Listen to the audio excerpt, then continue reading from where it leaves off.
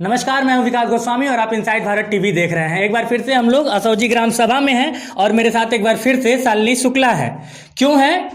इसका सिर्फ एक रीज़न है। मैं चाहता था कि एक बार और इनको कवर करूंगा, क्योंकि ये चुनाव लड़ रही हैं और पूरे मैं जब तक अब तक जितना भी कवरेज किया हूं, जितने भी प्रत्याशियों से मिला हूं, यहाँ पे कुछ नया है। और नया सिर्फ यही है कि अब राजनीति में बेटियां, पढ़ी लिखी बेटियां भी आना चाहती हैं और सामान्य वर्ग, एक छोटे परिवार की भी लड़की राजनीति में आना चाहती है। क्यों आना चाहती है और क्या करेगी, ये बात का विषय है, उस पर भी बातचीत करेंगे। लेकिन यहाँ पे आने का सिर्फ एक कारण है कि नारी सशक्तिकरण वाला जो स्लोगन है उसको थोड़ा सपोर्ट किया जाए, उसको थोड़ा प्रमोट किया जाए। एक बार फिर से शालिनी, आपका इनसाइड भारत टीवी पे बहुत बहुत स्वागत है।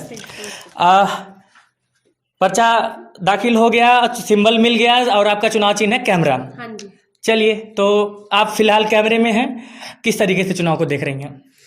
चुनाव को मैं इसी तरीके से देख रही हूँ कि मेरा पूरा फोकस जो है वो मुद्दों को लेकर के है और विकास पे ज़्यादा जोर है इस बार।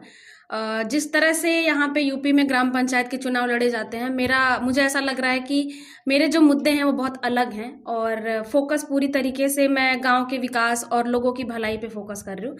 यहाँ पे थोड़ा सा जैसे कि लोभ प्रलोभन दे करके उस तरीके से चुनाव की व्यवस्था की जाती है, लेकिन मैं इन चीज़ों के बिल्कुल खिलाफ हूँ और मुद्दों पे ही पूरा बात करने का इरादा है। उत्तर प्रदेश और बिहार में आप चुनाव लड़ रहे हैं, तो वो भी खासकर प्रधानी का चुनाव लड़ रहे हैं, तो बिना दारू और बिना मुर्गे की अगर उसकी कल्पना की जाए, हालांकि प्रशासन पूरी कोशिश करता है कि इन चीज़ों पे रोक लगाई जाए, लेकिन उसके बाद भी हमारे देश में महान महान लोग हैं, कहीं ना कहीं से रास्ता ढूंढ लेते हैं, निकाल लेते हैं इन तमाम चीज़ों को करने के लिए। तो फिलहाल क्या लगता है कि आपके गाँव में भी ये सारी चीज़ें चल रही हैं, प्रलोभन की कोशिश जारी है? देखिए, ये तो क्योंकि जैसा आपने खुद कहा कि ये यूपी का ग्राम पंचायत का चुनाव है, तो यहाँ तो ये चीज़ें चलेंगी और चलती आई हैं। लेकिन अगर हम जैसे युवा जो आगे अभी आके राजनीति में आ रहे हैं और इन चीज़ों को अगर हमने नहीं रोका, तो मेरे ख्याल से ये चीज़ें चलती रहेंगी। तो अगर हम आज राजनीति में उतरे हैं, तो हम अगर इन चीज़ों पे बात कर रहे हैं, तो कल को वो चीज़ें भी स्टॉप होंगी, उनको भी रोका जाएगा। और अभी भी चल रही हैं, मेरे खुद के ग्राम सभा में भी बहुत सारी चीज़ें बट रही हैं, लोगों को लोभ लालच दिया जा रहा है, जनता को एक तरीके से उनको कहीं ना कहीं समझाया जा रहा है कि आप इन चीज़ों को अभी लीजिए और आपको फ़ायदा आगे मिलेगा, लेकिन ये जनता को समझने की ज़रूरत है। ठीक है शालिनी, एक अहम सवाल, अभी आप जैसे चुनाव प्रचार के लिए गांव में जा रही होंगी, तो कैसे, मतलब कि कैसे सारी चीज़ें हैंडल कर रही हैं? हाँ, इस समय चुनाव प्रचार में क्योंकि गर्मी का सीजन है, ऑलरेडी बहुत धूप हो रखी है, तो सभी प्रत्याशी, मैं ही और मेरे साथ और भी जितने लोग भी प्रत्याशी खड़े हैं, सुबह और शाम के टाइम ही, मेरा तो रूटीन ये है कि मैं सुबह जाती हूँ चुनाव प्रचार के लिए, सुबह 6 बजे से 10-11 बजे तक, एंड उसके बाद शाम को वही 4 बजे से लेके 8 बजे तक, 8:30-9 बजे तक। क्योंकि महिला हूँ और अकेले महिला के तौर पे यहाँ पूरे गांव में अगर खड़ी हूँ, तो ये भी नहीं कि मैं 11-12 बजे तक चुनाव कर सकती हूँ, तो मुझे अपने दायरे भी थोड़े देखने पड़ते हैं।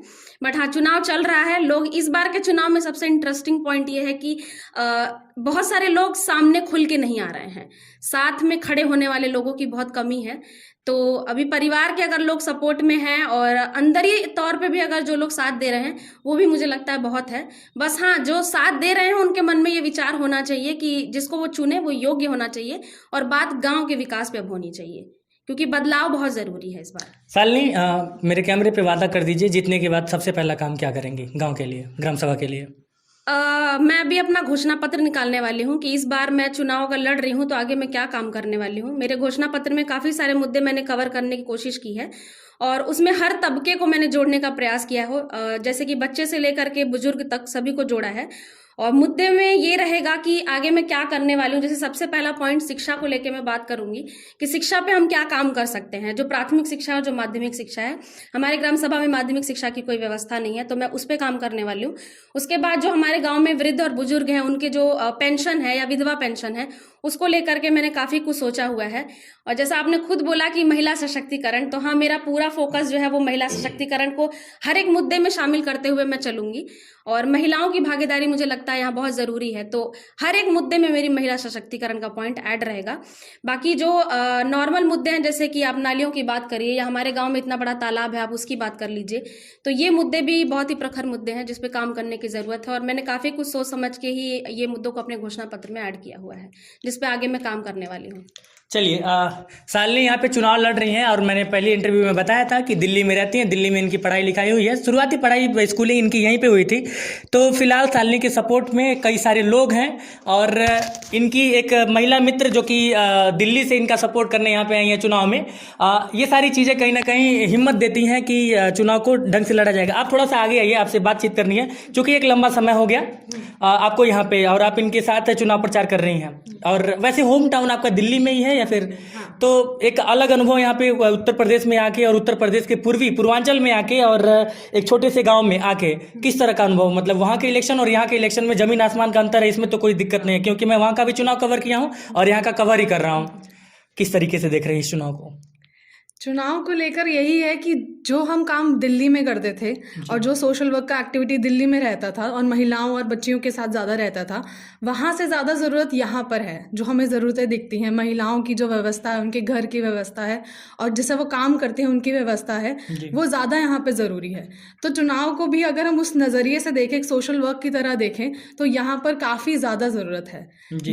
अगर हम दिल्ली की बात करें तो वो चीज़ों को अगर हम टारगेट करेंगे, महिलाओं को टारगेट करेंगे, तो उनके लिए मेरे ख्याल से ज़्यादा बेटर रहेगा। और महिलाएं अगर आगे आएंगी, आगे आके सपोर्ट करेंगी, तो उनके लिए भी, उनकी पर्सनालिटी के लिए भी काफ़ी ज़्यादा महत्वपूर्ण रहेगा। मैं आपका नाम भूल रहा हूँ। निकिता, एक चीज़ है कि जैसे मेरा कोई बहुत बेस्ट फ्रेंड हो और वो चुनाव लड़ रहा हो तो मैं उसके लिए बहुत ज़्यादा अगर कर सकता हूँ तो एक आध बार जाके इंटरव्यू कर लूँगा और एक दो दिन उसके साथ, मतलब कि वो भी पत्रकारिता छोड़ के कि भैया अभी मैं अपने प्रचार में जा रहा हूँ और ये पत्रकारिता छोड़ के मुश्किल से 1 या 2 दिन उसका मैं साथ दे पाऊंगा, तीसरे दिन मैं अपने काम में लग जाऊंगा। आप लंबे समय से इनके साथ हैं, शालिनी के साथ हैं और क्या लगता है जिता के जाएंगे? एकदम हम पूरा हौसले के साथ यहाँ आए हैं कि हम जिता कर ही भेजेंगे और हम लोग खुद भी यहीं बस जाएंगे इनके साथ ही, क्योंकि अब मन तो वहीं लगता नहीं है इनके बिना। जो काम वहाँ कर रहे थे और जो साथ करने का काम का तरीका है, हम काफ़ी मैच करते हैं उन सब तरीकों में। बेस्ट फ्रेंड है आपकी शालिनी? हाँ, जरूर एकदम। चलिए, शुभकामनाएं आप सभी लोगों को। माता जी थोड़ा सा आप आगे आ जाइए। क्या नाम है आपका? तारा पांडे। अच्छा, तो आप शालिनी की बुआ लगती हैं। तो बिटिया चुनाव लड़ रही है, क्या उम्मीद है, मतलब नाम रोशन करेगी बिटिया? उम्मीद तो है, उम्मीद लगा के ही आई हूँ, जीतेगी। चलिए, तो सर थोड़ा सा आप भी आगे आ जाइए, आपसे भी 2 मिनट बात कर ही लेते हैं। चूँकि गांव के बारे में आप अच्छी तरीके से जानते हैं और आपकी बेटी चुनाव लड़ रही है, क्या लगता है यहाँ की राजनीति समझ पा रही है आपकी बेटी, कर लेगी? कितना कॉन्फिडेंस है अपनी बिटिया पे? इसके ऊपर इसको तो कॉन्फिडेंस बहुत ज़्यादा है क्योंकि नहीं, उनका तो दिख रहा है, झलक रहा है, उनकी बोली में झलक रहा है, उनकी मेहनत में झलक रहा है। आपको अपनी बेटी के ऊपर कितना कॉन्फिडेंस है? मुझको भी कॉन्फिडेंस है इसके ऊपर, 100%? बिल्कुल है। चलिए, सभी लोगों को शुभकामनाएं, बधाई और उम्मीद करता हूं कि आप चुनाव निकाल ले जाएंगी और उसके साथ साथ ये भी उम्मीद करता हूं कि जो अन्य प्रत्याशी हैं वो भी निकाल ले जाएंगे। भाई, सब लोग चुनाव लड़ रहे हैं, सबको शुभकामनाएं, क्योंकि सब लोग लड़ते हैं चुनाव ताकि वो जीत सके। आप सभी लोगों को शुभकामनाएं और इनसाइड भारत टीवी लगातार नए की तलाश में है और जमीनी जो हकीकत है वो दिखाने के लिए बाध्य है, प्रयासरत है। हमारा ये मुहिम, हमारा ये कारवां लगातार जारी रहेगा। माइक लिए कैमरे के सामने वाला व्यक्ति विकास गोस्वामी, उस पार से मेरा सहयोग कर रहे हैं अश्वनी वर्मा और आप इनसाइड भारत टीवी देख रहे हैं।